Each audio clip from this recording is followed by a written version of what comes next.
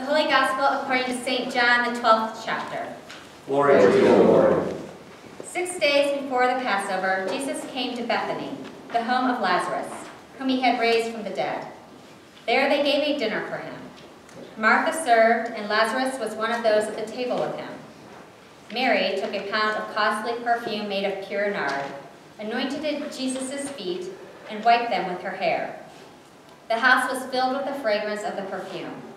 But Judas Iscariot, one of his disciples, the one who was about to betray him, said, "Why was this perfume not sold for 300 denarii and the money given to the poor?" He said this not because he cared about the poor, but because he was a thief. He kept the common purse and used to steal what was put into it. Jesus said, "Leave her alone. She bought it so that she might keep it for the day of my burial. You always have the poor with you, but you do not always have me." The Gospel of the Lord. I am hoping that this does not come across as too erotic for church conversation.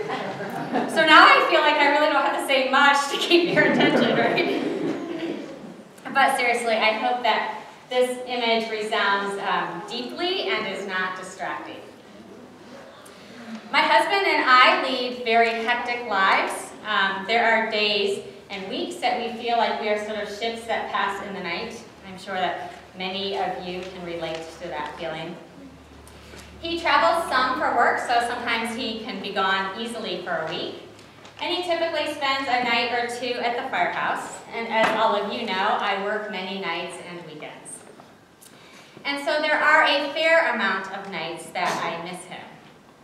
I miss him terribly with a deep sense of longing, and I think some would say, well, that's just because you guys are still newlyweds.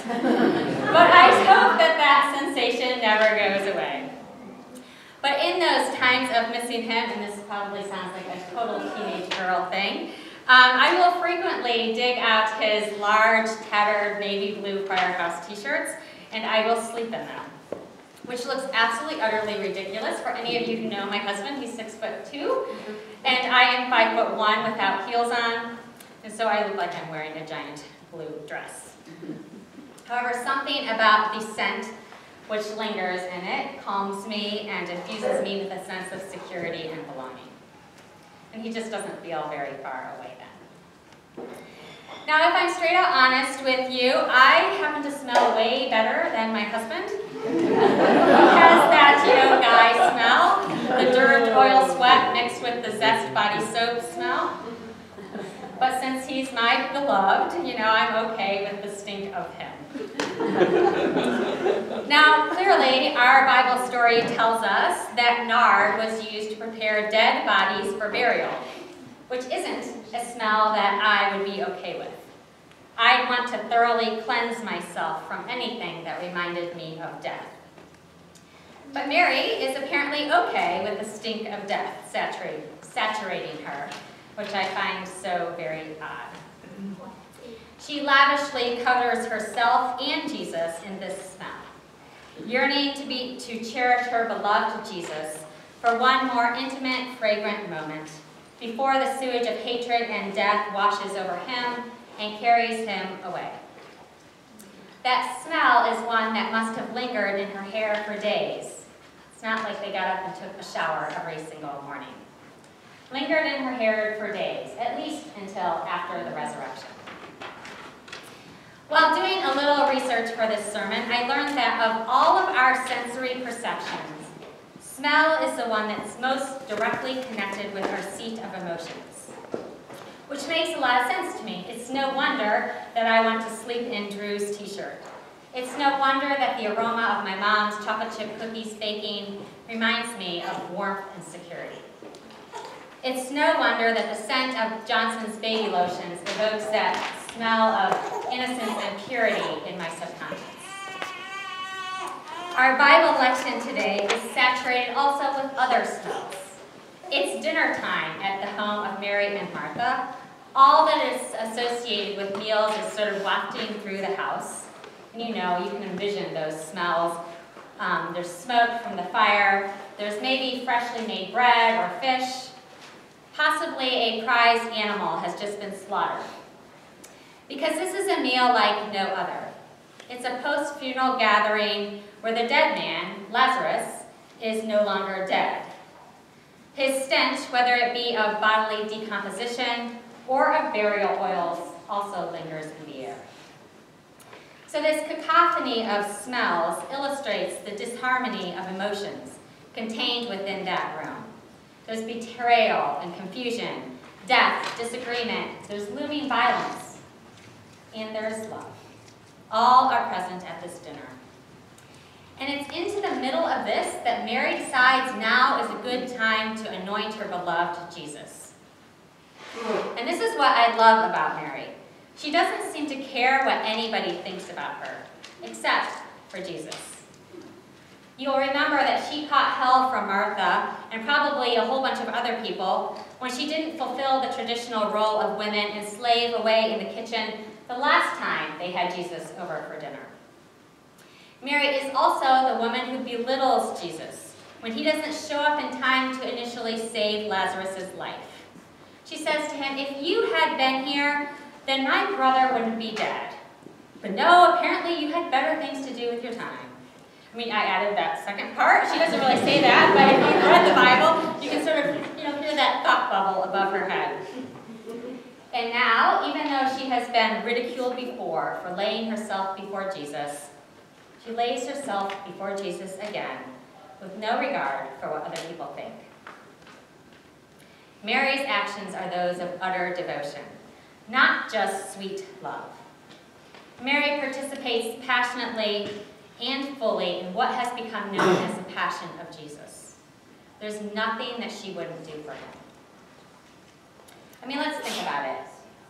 If Jesus raised your brother from the dead before your very eyes, wouldn't you fall at his feet and unflinchingly hand yourself over to him, pouring out your heart and devotion to the extent that you could care less what people think? This isn't just some sweet moment of stillness in the midst of a gathering storm. I'm not quite sure what compels Mary in this very moment. I mean, she's a woman with a mind of her own. But her actions tell us one crucial thing about what she believes about Jesus and what she believes about life. She knows exactly what she's doing. By anointing Jesus while he's still alive, she transforms the smell of nard from death to life. She doesn't wait till the proper time or until it's too late to say what she wants to say. Her actions say, "I already know what happens to the dead. They come back to life." And I guess that's why she's okay with the stink of death. She knows it isn't the end, but just the beginning. She pours out all of this perfume at a time when others don't understand this yet, when it's seen as an extravagance, and when it disrupts the order of things. In many, many ways, her actions are a protest against death itself. And the other thing about Mary that I love is she also seems to believe that she deserves all that Jesus has to offer. She places herself at his feet and in his presence because all she wants to do is to be covered in his scent, covered in his love, covered in his life, and covered in his death. I'm certain that Mary was afraid of losing Jesus, worried about what the future would hold, and scared that grief might overcome her. And she may have even had tinges of guilt for some of those things that she had said and some of those things she hadn't said. But those feelings didn't stop her, because Mary believes in Jesus. And sometimes when I say that, Mary believes in Jesus, or I believe in Jesus, it has that sort of, like, just believe and everything will be okay feeling. Sort of a placating thing that people say sometimes. But that's not how she believes. Mary doesn't just believe that everything will be okay. Mary's belief in Jesus means she believes in herself, and she believes in life, and she believes in taking a risk. She believes in being vulnerable. She believes in compassion. Mary, to borrow a term from Teddy Roosevelt and Brene Brown, believes in daring greatly. Her actions are those of reckless beauty, saying to Jesus, "I'm holding nothing back from you. You deserve all of me. And I want all of you and everything that you have to offer." Such wholehearted vulnerability and courageous love are not typically our default posture. we find it hard to say or hear or do what's necessary, because then we risk exposing ourselves. I mean, I want to love this much, but Jesus didn't raise my brother from the dead. But he does promise to. And I want to be this devoted to Jesus, but Jesus didn't come to my house for dinner. But he invites me to his table. And I want the smell of grace to emanate from me, but I didn't wipe my hair on his feet. But he did wash me in the waters of grace. And I want to give myself to him to the extent that I don't worry about what others think. But who can really love that wholly? Maybe only Jesus can love that much, but then that can become an excuse for us taking the easy way out. And we all know that Jesus isn't about the easy way. And besides, is there anything more dangerous, more confining, more hurtful than realizing we are standing on the outside of our lives and looking in, wondering what it would be like if we just had the courage to show up, to let ourselves be seen by Jesus, by our friends, by our family, and believe that death does not have the final word? I mean, wouldn't I live my life differently then? Wouldn't I dare greatly in love, dare greatly in compassion, dare greatly in vulnerability, and dare greatly in life? Wouldn't you?